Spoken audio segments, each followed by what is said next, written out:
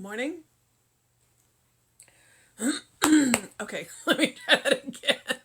Good morning, beloveds. My sinuses were giving me some grief yesterday, to the point that I was edging off a migraine.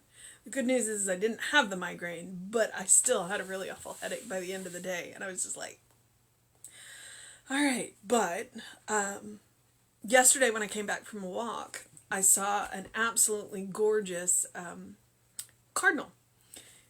I got a good picture of him. This morning, when Tom and I left to go to the park, the cardinal was back. And I think I may have gotten one more really good picture. And then we ran our 3 miles, and my GPS on my phone went, you ran 0.4 miles. So according to the GPS on my fitness app, I took 50 minutes to run 0.04 miles. Not happy. So I deleted that record, obviously, because I didn't want it to ruin my pace. And so then it just uploaded it from the actual Fitbit thing. And so I was just like, all right, that's the kind of day. So then we did our squirrel loop. And there aren't a lot of squirrels right now. They're tucked up. I don't know, maybe they think it's hot, and they're just like, so they're out earlier or later or whatever. But some of them came down and played, and we saw the blue jays and got to see the woodpeckers, the little red-headed ones, and the little ones. Not the Woody Woodpecker big one, but because I've seen him too. But the smaller ones that look more like doves. They still have the red heads though. And I think I saw 2 of them. So that was great. Now, whether or not any of the pictures came out, I don't know. I'll find out momentarily. But so it was a good bird morning. It was a good bird morning. I saw several different kinds. We saw one of the whistling ducks fly across us when we were in the park too. So there were lots of good birds. Did I get pictures of most of them? We'll find out. I know I did get one really good picture of the cardinal, because I was looking at those on the way to the park. Any of the blue jays? We'll find out. Okay, so it is August 7th. Our title is I Am Determined to Know Truth. And now the Lord shew kindness and truth unto you, and I will also requite you this kindness, because you have done this thing. And that is 2 Samuel 2:6. The truth is that which is really so, and God alone is truth.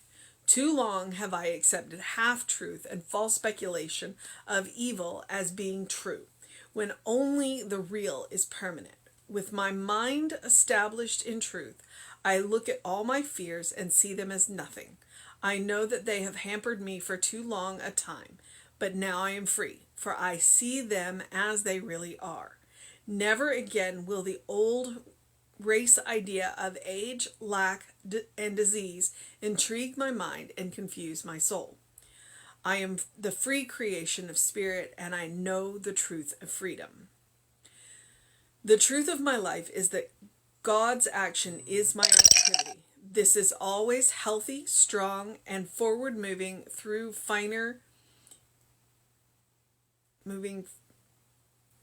forward through finer expressions of body. God acts through me as vitality and power. I am not under the laws of a human body, for my true body is God's idea of man. This is my real body now, and in it I am living with joyous freedom of movement. The truth of my world is that it is heaven right here and right now. Despite my limited viewpoints and human mind opinions, my real world is heaven. In this heaven of the presence of God, I do that which is pleasing to the Christ within me. I live with ease, and I accomplish great things. The ever-expanding activity of God frees me from the past, blesses me in the present, and makes great the future before me. I am determined to know this truth all day. In all people, I behold God's perfect man. In all situations, I behold the glory of God unfolding. I expect miracles to happen, for nothing can inhibit the action of God, which is the truth of my life. All right, there's a whole lot in there. But I'm going to start with the title. The title is I am determined to know truth, not the truth. I am determined to know truth. And there's a difference. That article of "the" makes a difference. Because there are a whole lot of people who say they have the truth. And the truth is nobody has the truth. We all have parts of the truth. But we all live truth. It's hard to know truth because truth is so much bigger than all of us, because God is truth, which means it's constantly all around us. But we get caught up in the. We get caught up in the "the." We get caught up in thinking that we can know all of the truth. And it's like, one, no, and two, we don't have to. We don't have to. All we need to know is truth, knowing that God is, and that we are part of God, that we are made from God, by God, for the experience that we're having. And so we don't have to know the truth. All we have to know is truth. We just have to know who we are and then get on with it. and then get on with it. And I think people get a little caught up in, the truth. And it's just not necessary. It's just not necessary. Your relationship with God or spirit or the quantum field or whatever it is that you want to call it is where truth is. And nobody can tell you what that is.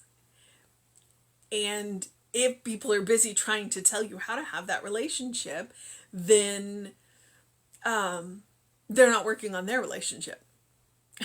So it's like, when it comes to our relationship with spirit, we need to kind of leave each other alone. Ministers' jobs, people who do this kind of work, their jobs are to light lamps on the path.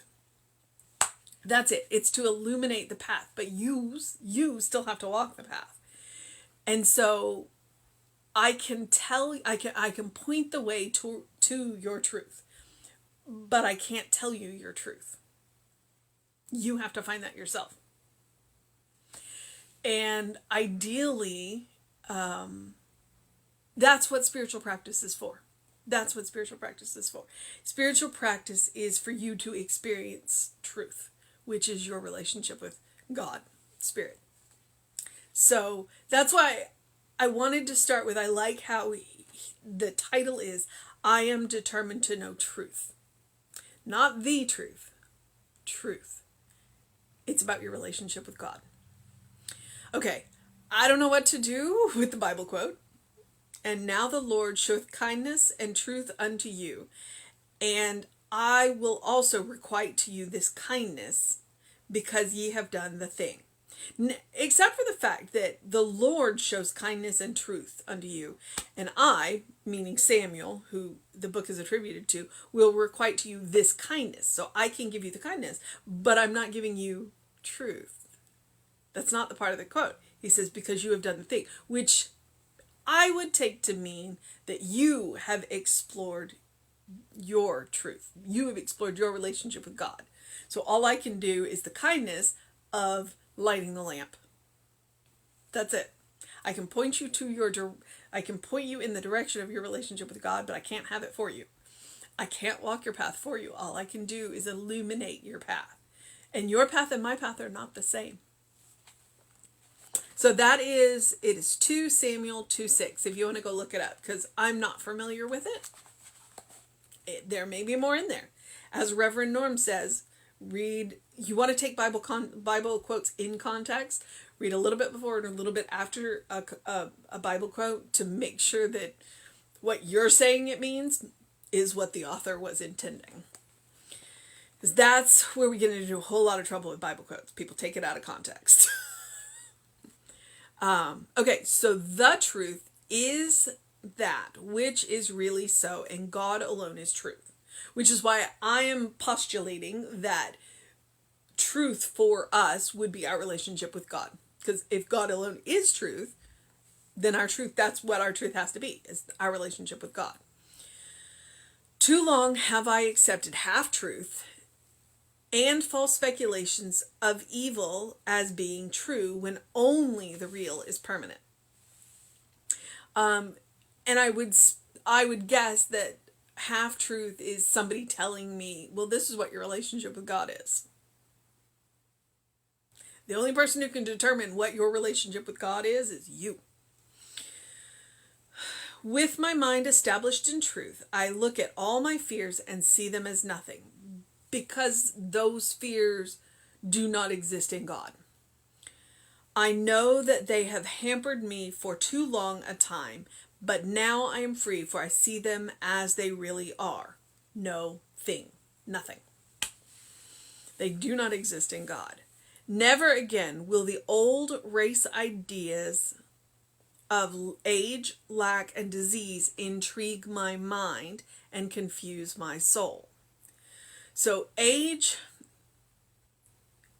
that's going to go with the material body. Age, lack, and disease are,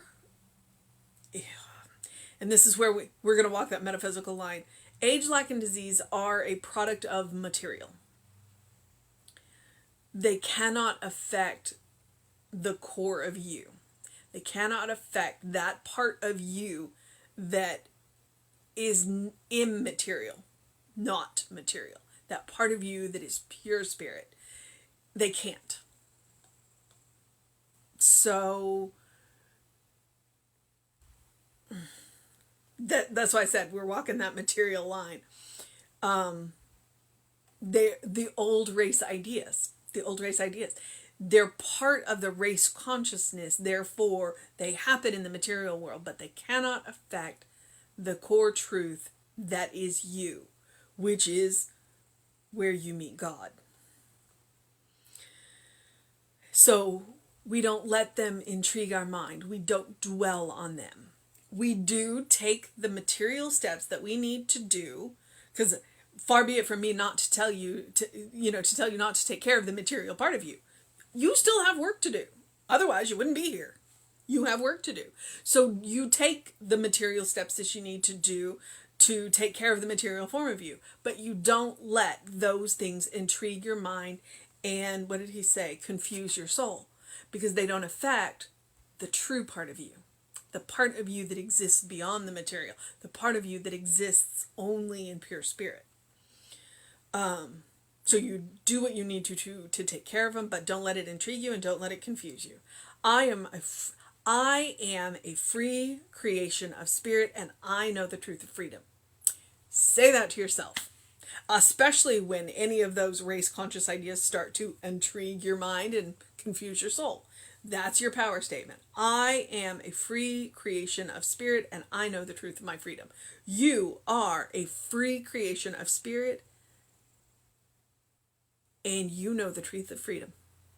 All right, so the truth of my life is that God's action is my activity. The truth of your life is that God's action is your activity. You are acting as God in the material world. If that doesn't pull you up short, I don't know what will. You're like, wait, what? It might make me stand a little straighter. Actually, it probably would. This is always healthy, strong, and moving forward through finer expressions of the body. God acts through me as vitality and power. So God acts through us as vitality and power. I am not under the laws of a human body, for my true body is God's idea of people. Okay? So, I'm not under the we are not under the laws of a human body, the material body. because that's not, it's a truth of us, but not truth of us. And again, I'm leaving out the article.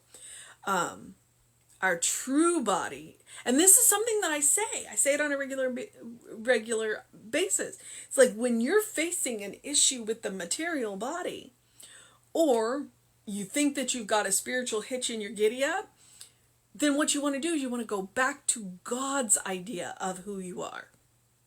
Don't let people tell you who you are. Don't let anybody tell you who you are. You go back to God's idea of who you are. You go back to God's blueprint, or as Dr. Goswami says, the bliss body. I call it God's blueprint of us. God's idea of who we are. Because God's idea of who we are is perfect, meaning whole, and love. That's what God's idea of us is. Beyond that would be what I would call lighting the lamp. Beyond that, that's for you to determine. It's between you and God what God's idea of you is. All I can do is light the lamp and say God's idea of you is whole, perfect, and love. This is my real body now, and in it I am living with joyous freedom of movement. The truth of my world is that heaven is right here and right now. How many times have we all said that? It's right here, right now. It takes us being willing to open our eyes and look around and see it. Despite my limited viewpoints and human mind opinions,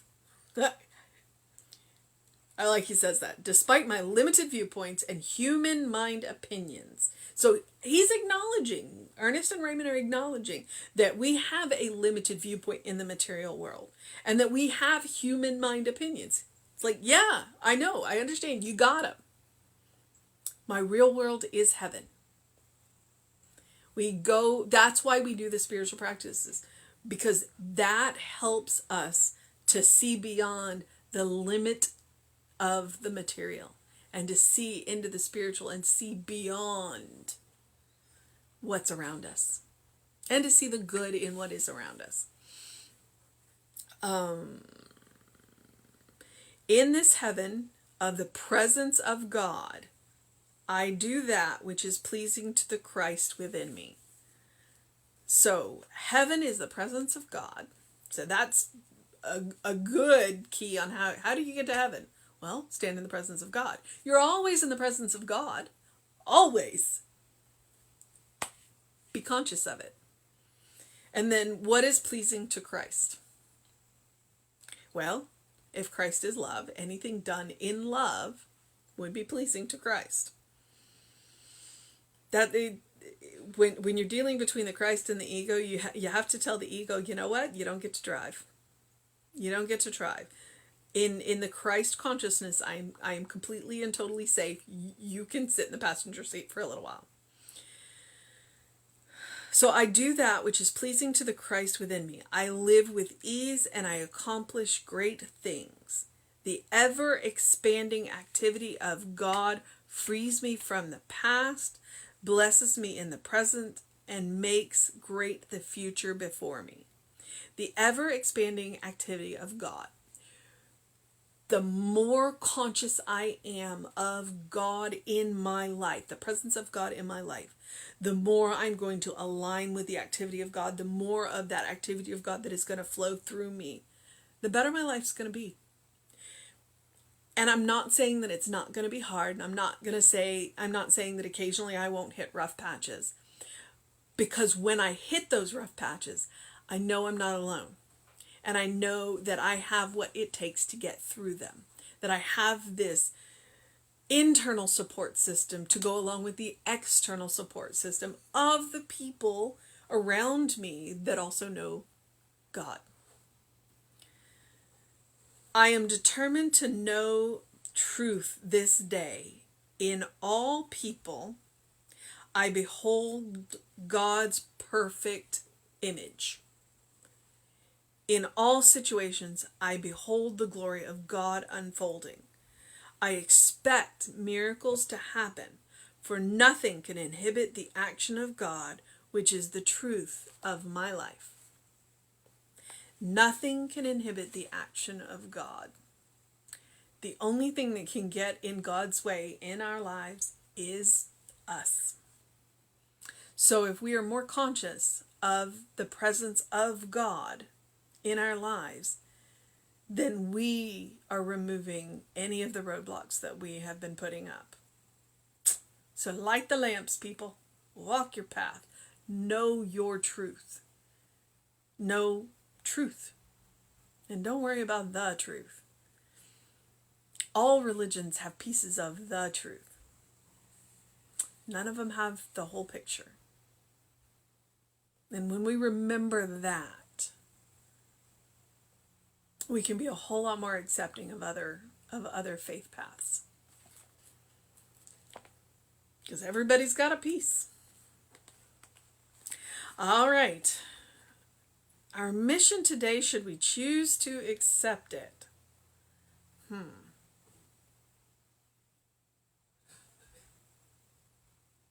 Okay. I'm going to use this one because it struck me.